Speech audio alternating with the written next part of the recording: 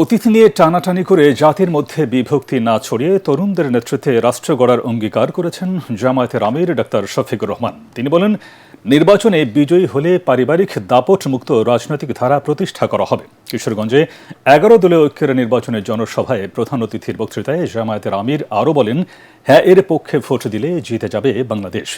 এ সময় নির্বাচনে প্রশাসনকে নিরপেক্ষভাবে দায়িত্ব পালনের আহ্বান জানান তিনি। আরও জানাচ্ছেন খায়রুল ইসলাম। নির্বাচনী প্রচারণায় সকালে কিশোরগঞ্জে জামায়াত ইসলামীর আমির ডাক্তার শফিকুর রহমানের নেতৃত্বে নির্বাচনী জনসভায় অংশ নেয় 11 দলীয় ঐক্যের শীর্ষ নেতারা। প্রধান অতিথির বক্তৃতায় জামায়াতের আমির বলেন, এক্স অ্যাকাউন্ট হ্যাক করা নিয়ে একটি দল অপরাজনীতি শুরু করেছে।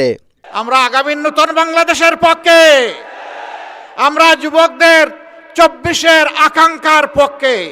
এর রায় তারা দিয়ে দিয়েছে। আগামীতে মানুষ তার যোগ্যতা অনুযায়ী ইনশাআল্লাহ তার কাজের জায়গা খুঁজে পাবে।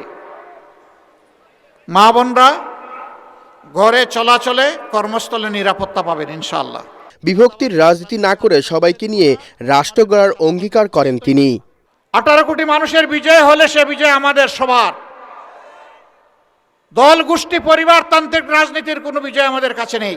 পরে ময়মনসিংহে নির্বাচনী জনসভায় জামায়াতের আমির বলেন, ক্ষমতায় গেলে যুবকদের বেকার ভাতা নয়, কর্মসংস্থানের ব্যবস্থা করে দেশ গড়ার হাতিয়ারে পরিণত করা হবে। প্রিয় যুবকেরা, কথা দিচ্ছি ইনশাআল্লাহ তোমাদের হাতে বেকার ভাতা নয়, তোমাদের দাবি অনুযায়ী তোমাদের মর্যাদার সাথে সঙ্গতি রেখে সেই কাজগুলা তোমাদের হাতে তুলে দেব ইনশাআল্লাহ।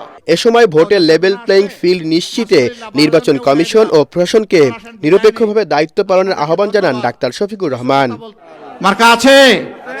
খায়রুল ইসলাম, এটিএন বাংলা। ইনশাআল্লাহ জিতে যাবে।